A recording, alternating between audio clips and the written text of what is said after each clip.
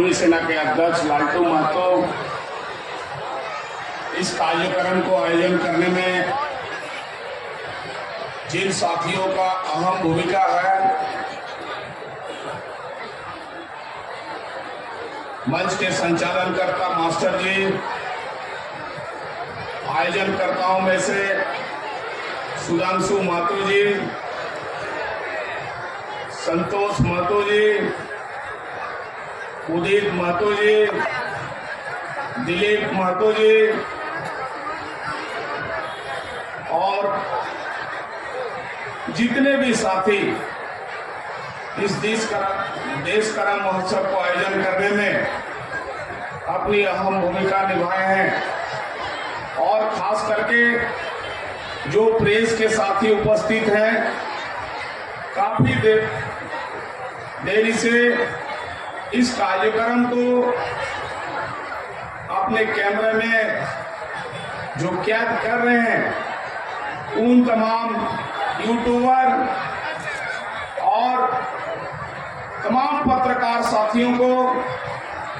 हरमोहन महतो की ओर से क्रांतिकारी जोहार। सबसे पहले मैं कि आज देश के अंदर जो लोकतंत्र के चौथा स्तंभ है, प्रेस और मीडिया के साथियों के ऊपर जिस तरह झूठा केस मुकदमा हो रहा है, जेल भेजा जा रहा है, मैं भारत सरकार का कड़े शब्दों में निंदा करता हूं और राज्य सरकार से मेरी मांग है कि जो पत्रकार, जो यूट्यूबर, जो समाज का आईना के रूप में काम कर रहा है, समाज में छोटा छोटा चीजों को लोगों के बीच में पहुंचाने के काम कर रहे हैं, ऐसे पत्रकारों के ऊपर झूठा मुकदमा नहीं किया जाए, जेल नहीं भेजा जाए। अन्यथा आदिवासी कुर्मी समाज पत्रकारों के आंदोलन के साथ आदिवासी कुर्मी समाज भी इनके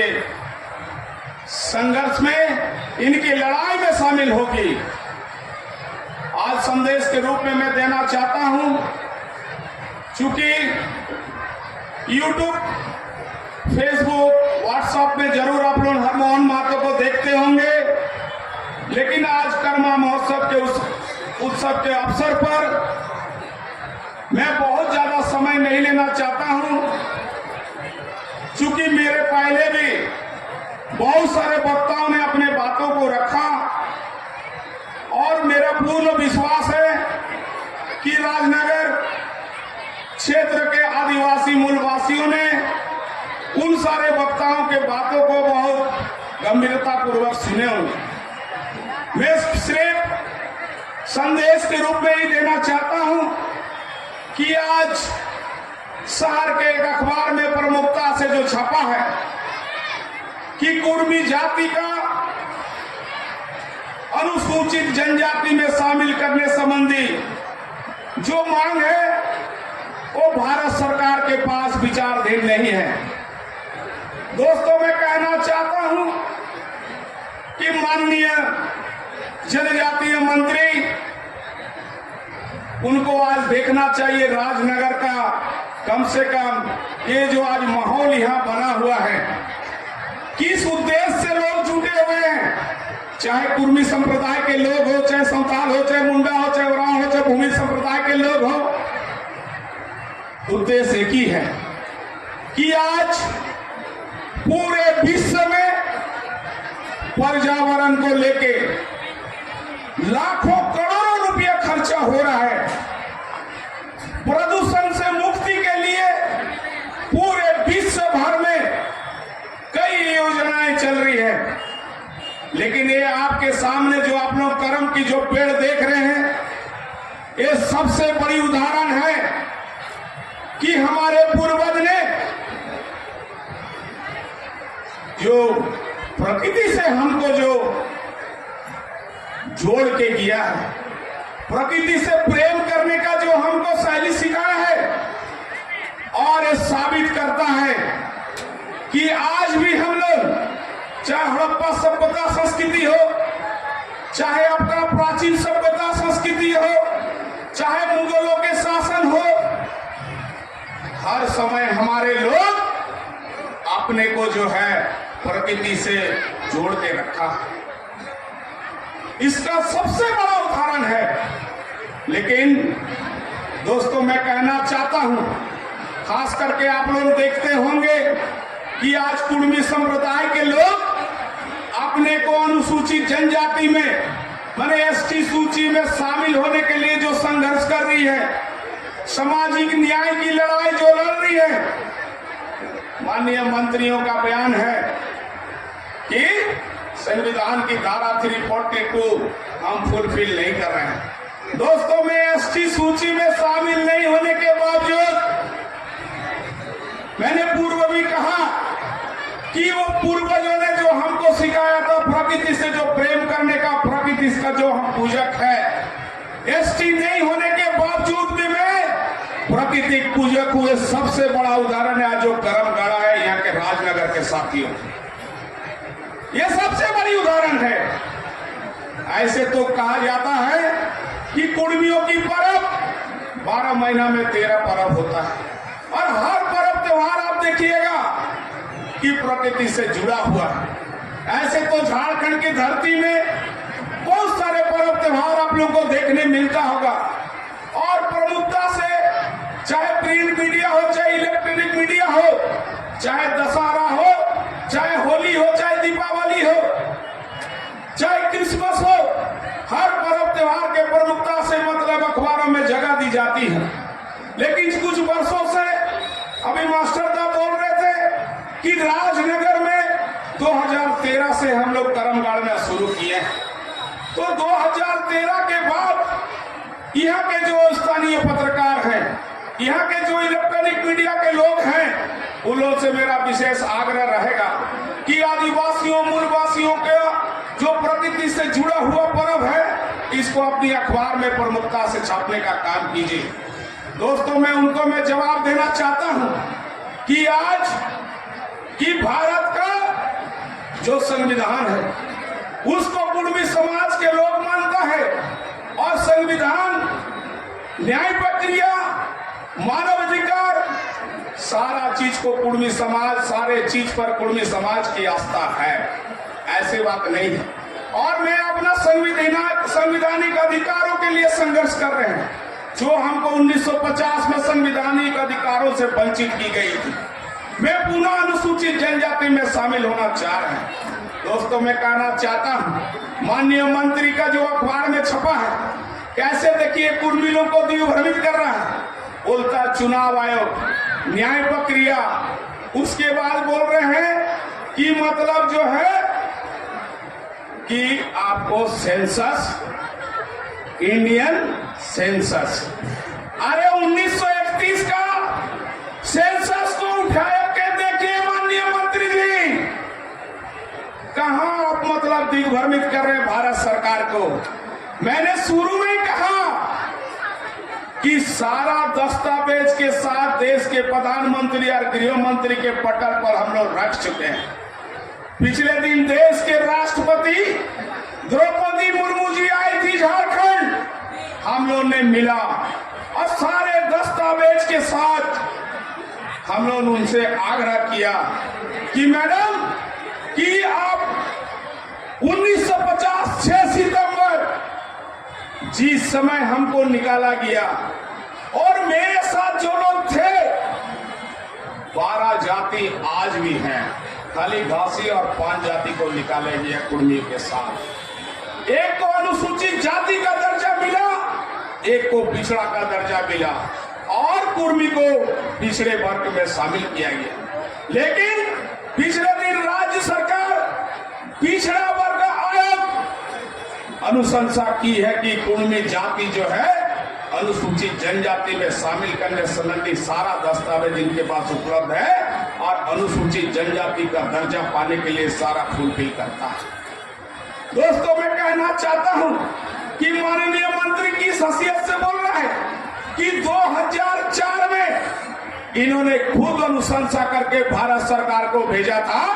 कि कुर्मी को अनुसूचित जनजाति में शामिल की जाए। पिछले दिन लोकसभा के अंदर में जब विपक्ष के नेता अधीर रंजन चौधरी सवाल खड़ा किया तो माननीय जनजातीय मंत्री अर्जुन मुंडा खुद सदन के अंदर में जवाब दिए हैं कि राज्य सरकार की अनुशंसा और टीआरआई का अनुशंसा से अनुसूचित जनजाति का दर्जा पास है। तो मैं आपके मन से इनसे सवाल करना चाहता हूं कि आप ये बताइए, सदन के अंदर में आप बोल रहे हैं कि नहीं, कुर्मी जाति को अनुसूचित जनजाति का दर्जा मिलना चाहिए राज्य सरकार की अनुशंसा से, और जब बाहर आप आ रहे हैं तो बोल रहे मेरे पास ऐसे कोई मामला नहीं है। आप बताइए, पिछले दिन रेल चक्का जाम हम लोग किए थे पूरे झारखंड में, 4 जगह हम लोग रेल चक्का जाम किए थे, मनोहरपुर, गोमो, मुरी, और आपको बता दे रहे हैं कि निमडी में। और सरकार से बात हुई हम लोग का, 450 पेजों का आवेदन हम लोग ने दिया और सारा दस्तावेज पुख्ता के साथ। ये लोग बोलते हैं कि हमारे पास विचाराधीन नहीं, तो 2004 से बोलते हैं मुंडा जी की राजनीतिक दृष्टिकोण से मत देखिए, आप कुर्मियों के साथ राजनीति कर रहे हैं 2004 से 2023 तक। दोस्तों, मैं कहना चाहता हूं कि ये जरूर सांस्कृतिक मंच है, सांस्कृतिक और सामाजिक दोनों का एक दूसरे का पूरक है, और इससे जो निचोड़ के निकलता है उसमें राजनीति होता है, राजनीतिक दल का गठन होता है। ये जो लोग आयोजन किया है, साथी लोग, तमाम लोग झारखंड आंदोलनकारी हैं।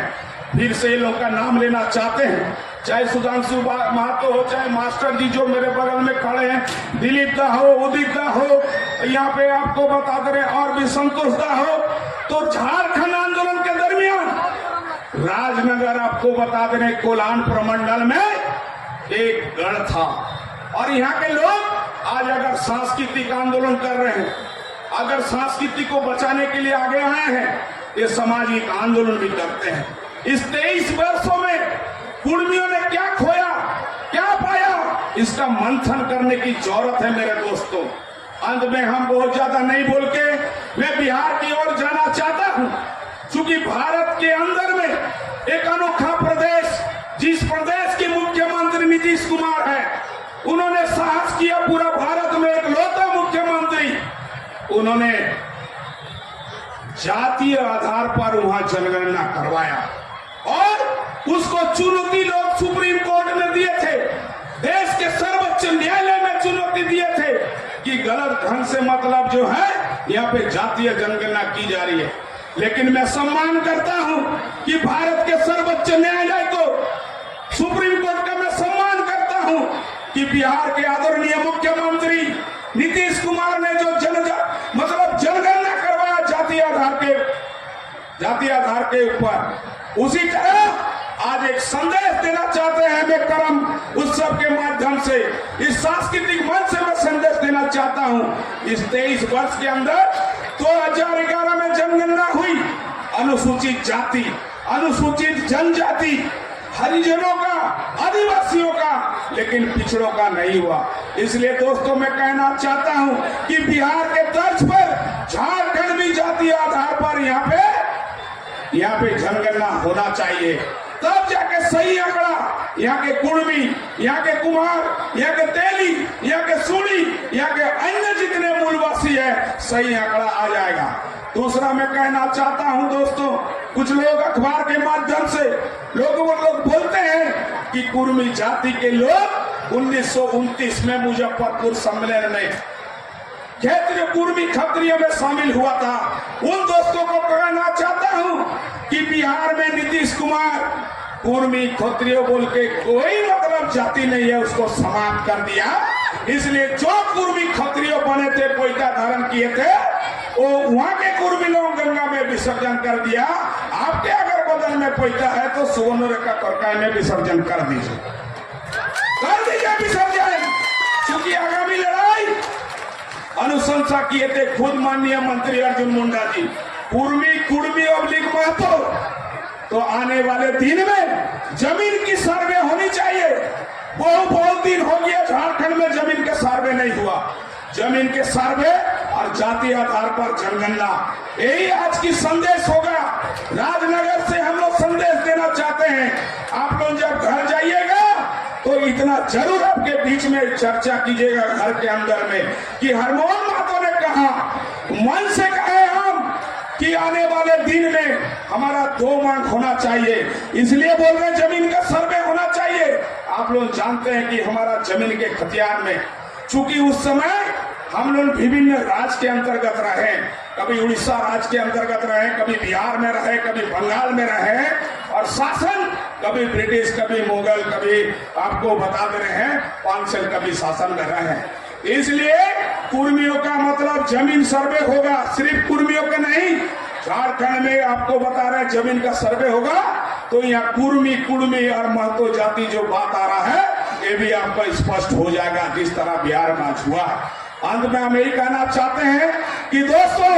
ये सांस्कृतिक मंच है और इस आयोजनकर्ताओं ने प्रत्येक वर्ष इस तरह का भव्य आयोजन करके आप लोगों को संदेश देने का काम करता है। आप लोगों से मेरा आग्रह रहेगा, अनुरोध रहेगा। और ये पर्व अभी चामी मुर्मू जी भी यहाँ बैठी थी, तमाम आदिवासी मूलवासियों के लिए ये मतलब होश उल्लास का पर्व है और प्रकृति से जुड़ा हुआ पर्व है। इसीलिए इस पर्व को बचाना है, संस्कृति को बचाना है। झारखंड हम लोग सिर्फ बिहार से मतलब जो है 18 जिला का झारखंड सिर्फ नहीं लिए थे। हमारी भाषा, संस्कृति, पर्व त्योहार कभी मान्यता का सवाल था। आपकी पहचान, आपकी अस्मिता, आपकी अस्तित्व तभी बचे रहेगा जब आपकी भाषा, संस्कृति, पर्व त्योहार को बचा कर रखिएगा। इतने ही बोल के मैं अपना वक्तव्य खत्म करता हूँ। जय झारखंड, जय भारत।